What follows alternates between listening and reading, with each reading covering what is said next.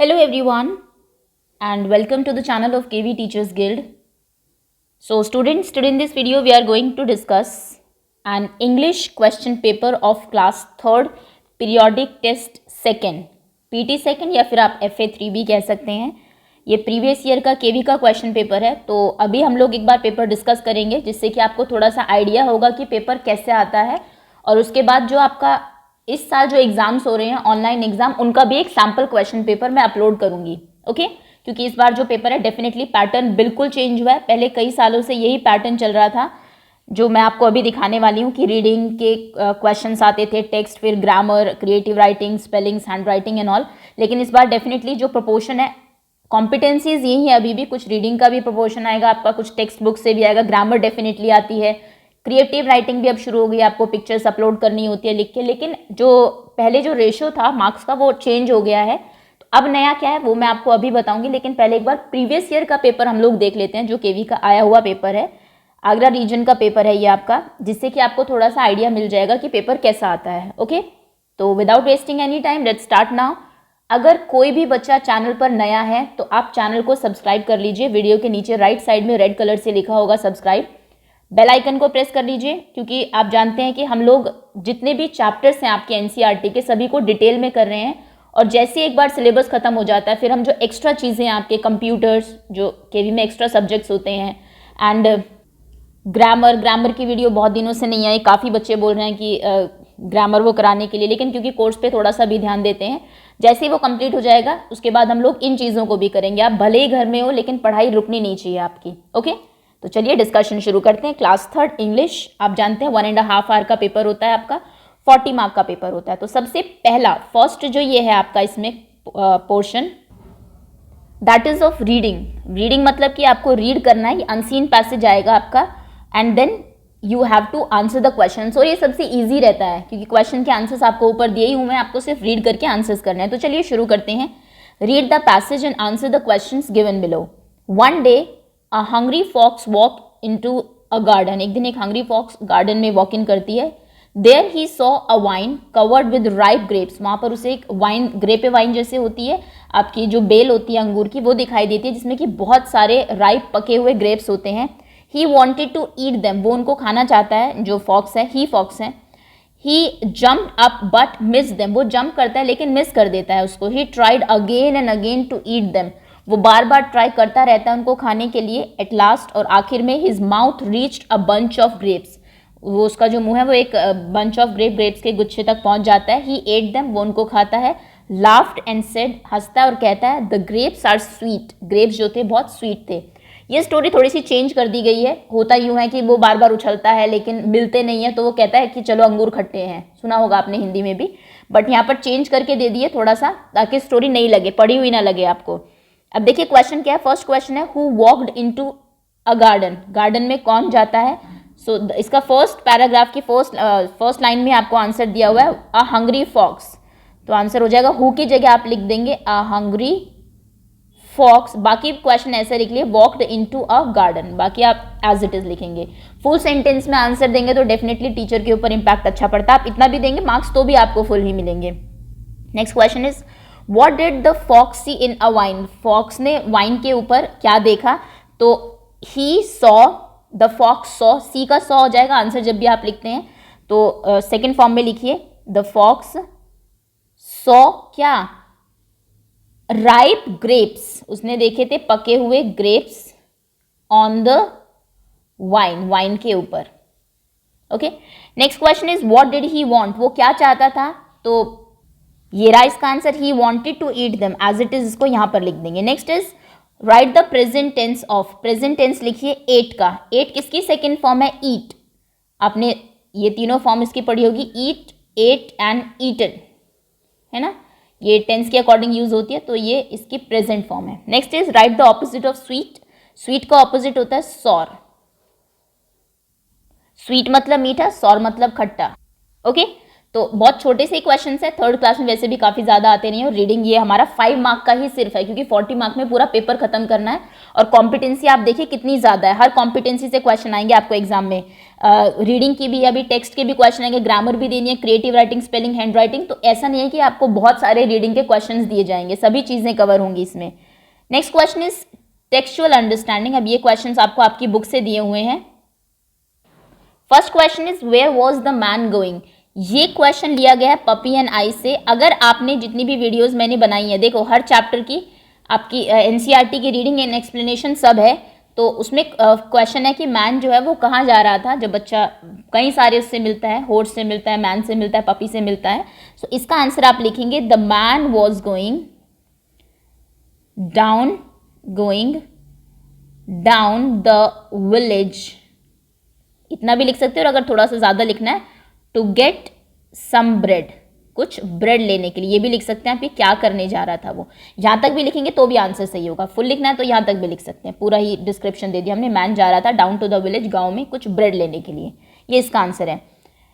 Next question is who does the postman bring letter for. Postman किन के लिए letter लेके आता था? फॉर द पोस्टमैन, यहाँ से लिखेंगे the postman brings letter for child's parents, बच्चे के पेरेंट्स के लिए लेके आता था, कभी उसके लिए नहीं लाता था, है ना।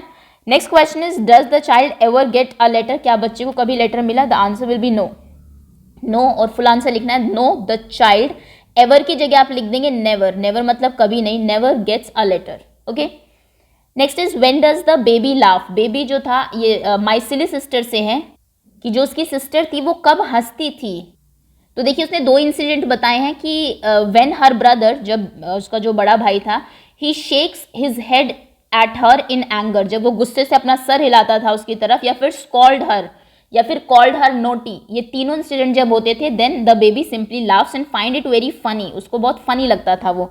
तो इसका आंसर, क्योंकि बहुत ये 1 मार्क ही है, आप तीनों में से कोई भी इंसिडेंट लिख सकते हैं, या तो आप लिख सकते हैं व्हेन हर ब्रदर, पेन थोड़ा सा ये थिक है तो आपको होपफुली समझ में आ रहा होगा मैं क्या लिख रही हूँ, राइटिंग बहुत सही नहीं आ रही है। Shakes his head in anger, या तो आप ये लिख सकते हैं कि जब गुस्से से वो अपना सर हिलाता था, एंड स्कॉल्ड, या फिर व्हेन हर ब्रदर स्कोल्ड्स हर, जब वो उसको डांटता था, या फिर when her brother called her naughty, या फिर वो उसको नॉटी बुलाता था। या फिर आप तीनों लिख देंगे तो बहुत ही अच्छा रहेगा, लेकिन जहाँ तक मुझे दिख रहा है इतना स्पेस नहीं है, तो आप कोई एक रीज़न लिख देंगे, दैट विल बी इनफ। तो ये 3 इंसिडेंट थे, जबकि उसको उसके जो लड़की को बहुत फनी लगते थे, उसकी बेबी सिस्टर को, वो हंसती थी। Right the similar word of the following. First है फुलिश, फुलिश का हो जाएगा सिली, माई सिली सिस्टर से लिए गए हैं काफ़ी क्वेश्चंस। स्टोन, स्टोन्स का हो जाएगा मार्बल्स। ओके, तो ये आपके similar sounding word, similar words हो गए, synonyms. Next is do as directed, make paired word using the word and from the clue box. Okay, तो जो एक जैसे जो वर्ड्स है जिनके पेयर बन सकते हैं, फर्स्ट है कप, कप के साथ आएगा ये सॉसर है, सॉस किसने, ये गलती मिसप्रिंट हो गया हुआ, सॉसर, ये जनरली टीचर्स करा देते हैं अगर एग्जाम में आपका। कप एंड सॉसर, यानी कि कप और प्लेट आपने देखा होगा ना, कप तो सबने देखा ही है। सॉसर होती है ये जो नीचे उसको प्रोटेक्ट करने के लिए कि हीट गर्म जो है कप वो आपको ना, सरफेस को ना लगे, तो जो ये नीचे होता है इसको सॉसर कहते हैं। तो कप एंड सॉसर का एक पेयर है, वो आप यहाँ पे लिख देंगे, फर्स्ट पेयर है जो पेयर बन सकता है, cup and saucer. Next is butter and bread, bread and butter, ये तो आपको पता ही है, उसके ऊपर लगा के आप खाते हैं, ब्रेड बटर का सेकंड पेयर है। एंड थर्ड है स्लो एंड स्टीडी, आपने ये भी बहुत सुना होगा कि slow and steady wins the race, ये हमेशा साथ में यूज होते हैं। जो स्लो है, धीरे है, लेकिन हमेशा स्टीडीली चलता रहता है, कांस्टेंट चलता रहता है, जैसे कि ये आपने स्टोरी में सुना होगा जो आपकी टर्टल की और रैबिट वाली स्टोरी है कि slow and steady wins the race. Okay, तो स्लो और स्टेडी ये 2 वर्ड्स का पेयर होगा, तो ये आपके 3 पेयरिंग वर्ड्स हो जाएंगे ग्रामर की अगर हम बात करें। नेक्स्ट इज पंक्चुएशंस आई हैं आपकी। पंक्चुएशंस कहते किन्हें हैं? पंक्चुएशंस होती हैं आपकी, देखिए full stop, question mark, comma, exclamation mark, है ना, inverted commas and capital letters, ये सब पंक्चुएशंस होती हैं जो कि एक मीनिंगफुल सेंटेंस बनाते हैं। जैसे लिखा है Ramu went to Chennai yesterday, तो सबसे पहले तो रामू का आर कैपिटल होना चाहिए था। इसके 2 रीजन है, एक तो नाम का पहला लेटर हमेशा कैपिटल होता है, और सेंटेंस का जो फर्स्ट वर्ड होता है उसका फर्स्ट लेटर कैपिटल होता है, इसलिए रामू को तो कैपिटल होना ही था। वेंट एज इट इज आएगा टू, चेन्नई का सी कैपिटल होना था क्योंकि ये सिटी का नाम है, और येस्टरडे आप लिखते हैं और उसके बाद यहाँ पे फुल स्टॉप आना था, जो कि कुछ नहीं लगाया हुआ है, तो यहाँ पर फुल स्टॉप लिखते हैं। ये आपका 1 मार्क मिलेगा आपको इसमें। मुस्लिम्स सेलिब्रेट रमज़ान, तो मुस्लिम्स का M capital, celebrates as it is आएगा, सेलिब्रेट, एंड रमज़ान का R कैपिटल आएगा क्योंकि वो फेस्टिवल का नाम है, एंड फुल स्टॉप लास्ट में। Okay, make 2 words from 1 word, grand parent से 2 वर्ड्स बनाइए, grand and parent, simple. Next is nothing, no एक वर्ड हो जाएगा, और थिंग ये 2 वर्ड हो जाएंगे इससे। ओके, आगे आते हैं करेक्ट द स्पेलिंग्स। प्लेफुल, तो उसकी करेक्ट स्पेलिंग होनी चाहिए PLAY, play and FUL, playful. Next is washerman, तो WASHER होना चाहिए था, MAN। Next is naughty, NAUGHTY, naughty. Okay, वैसे ये स्पेलिंग्स में भी आ सकते हैं, ग्रामर में दे दिया तो कोई प्रॉब्लम नहीं है। नेक्स्ट है आपका क्रिएटिव राइटिंग में, look at the picture given below and right 5 sentences. Pictures को देखिए और 5 सेंटेंसेस लिखिए। पिक्चर्स ली गई है आपकी NCERT की बुक से ही। तो देखिए, जब भी आप सेंटेंसेस लिखते हैं क्रिएटिव राइटिंग में, तो हमेशा उसको कॉन्टिन्यूअस टेंस में लिखा करिए। कॉन्टिन्यूअस मतलब जैसे कि पहले आप लिखेंगे जो भी कोई काम कर रहा है, सपोज करिए टाइगर है, टाइग्रेस है, वैसे तो हमें पता है, बट टाइगर ही लिखना है आपको, टाइगर। उसके बाद एक हेल्पिंग वर्ब लगाएंगे, इज आर, जो भी है, प्रेजेंट कॉन्टिन्यूअस टेंस में आप लिखेंगे क्योंकि अकेले इज लगाएंगे। उसके बाद वो क्या कर रही है वो लिखेंगे, उसके बाद ING लगाएंगे। Okay, tiger is sitting, tigress is sitting, जो भी है, नियर अ केव, केव के पास में टाइग्रेस जो है वो टाइग्रेस ही लिख देते हैं, चलिए, क्योंकि हमें स्टोरी पता है, वो बैठी हुई है। ओके, और टाइग्रेस में GRES आएगा, टाइगरेस, टिग्रेस भी बोलते हैं इसको। ओके, तो पहला सेंटेंस ये हो गया। उसके बाद ये कब है, द कब इज पाउंसिंग, ये उछल रहा है, ऑन वैसे हमें पता है फ्रॉग है, अगर आपने स्टोरी पढ़ी है, फिर आपको नहीं पता, ऑन समथिंग भी आप लिख सकते हैं, किसी चीज के ऊपर, on a frog. Okay, the frog is jumping, अगर अगेन ये स्टोरी ही पढ़ी है तो ही आप लिख सकते हैं, मैं नीचे नहीं जा रही हूँ, ऊपर ही लिख रही हूँ। 5 सेंटेंसेस, 2 आपने देख लिए हैं। द फ्रॉग इज जंपिंग, एक तो जो काम हो रहा है आपने वो लिख दिया, मुझे और तो काम कोई दिख नहीं रहा। या फिर the tigress is watching tiger कब, टाइग्रेस जो है वो देख रही है, टाइग्रेस इज वॉचिंग हर कब। ठीक है, 4th सेंटेंस ये हो गया। देयर इज अ केव, अब आपको जो दिख रहा है वहां पे, we can see there is a cave in the picture. We can see 3 trees, 3 पेड़ भी आपको यहाँ दिख रहे हैं इन द पिक्चर। ठीक है, ये सब आप लिख सकते हैं इसके सेंटेंसेस में। नेक्स्ट है use the letter of the word and make 10 words. Excitement के लेटर्स को यूज करके आपको 10 वर्ड्स बनाने हैं। बहुत छोटे वर्ड से स्टार्ट करते हैं। सबसे पहले यहाँ से इट बन सकता है, देखिए IT, इट। ओके, और टू का तो इज तो बन नहीं सकता, और तो टू मुझे कुछ दिख नहीं रहा है।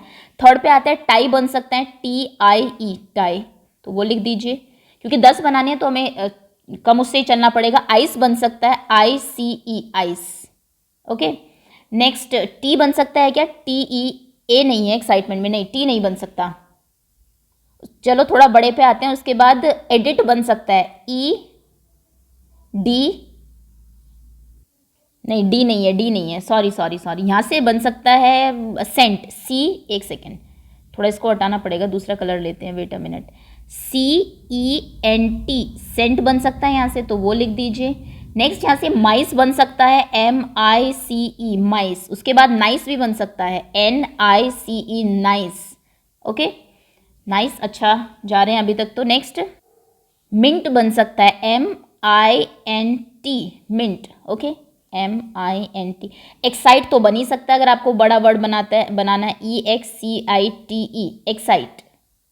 टेंट बन सकता है इससे, let me choose another colour, देखिए TENT, टेंट। ओके, और एक वर्ड मैं आपके लिए छोड़ रही हूँ। चलिए अब एक वर्ड आप मुझे कमेंट सेक्शन में बताइए और क्या बन सकता है एक्साइटमेंट से। बहुत वर्ड्स बन सकते हैं, अनस्क्रैम्बल अगर आप इनको करेंगे थोड़ा सा। ओके, तो इस तरीके से आपको वर्ड बिल्डिंग आ सकती है। ये स्पेलिंग्स में आ गए हैं कि आपको कितनी वोकैबुलरी कितनी अच्छी है। आपको लास्ट में आप जानते हैं हैंड राइटिंग आती है आपकी, जिसमें आपको इसी को नीटली साफ कर्सिव आती है तो बहुत अच्छी बात है, अदरवाइज नीचे यहाँ पर लिखना होता है। It is very important and all, ठीक है ना। तो एज इट इज कॉपी करके आप लिखेंगे। ये था आपका क्वेश्चन पेपर। होपफुली पेपर आपको ईजी लगाओ। अगर आपकी प्रिपरेशन अच्छी है तो डेफिनेटली, मुश्किल नहीं था पेपर, बिल्कुल भी ये वाला जो है, और भी हम लोग करेंगे, ऐसा नहीं है। इस बार के पेपर जो जितने भी केवीज के होते रहेंगे उनको भी हम लोग डिस्कस करेंगे। So thank you so much, wait for next video to come. अभी हम एक एक करके रोज़ एक एक सब्जेक्ट के आपके सारे क्वेश्चन पेपर डिस्कस करेंगे। Thanks again.